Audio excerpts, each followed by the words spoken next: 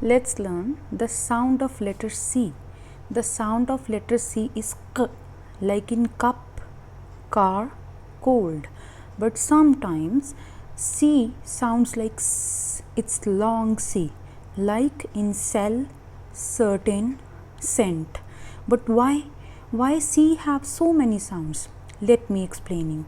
When C is followed by letter E, followed by letter I and followed by letter Y, the sound becomes S, as in soft C. That is why the sound changes, like in city, cell, center, certain.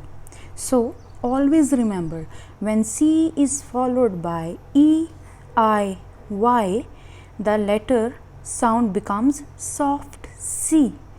Comment me some words related to the sound of C and do subscribe the channel. Thank you.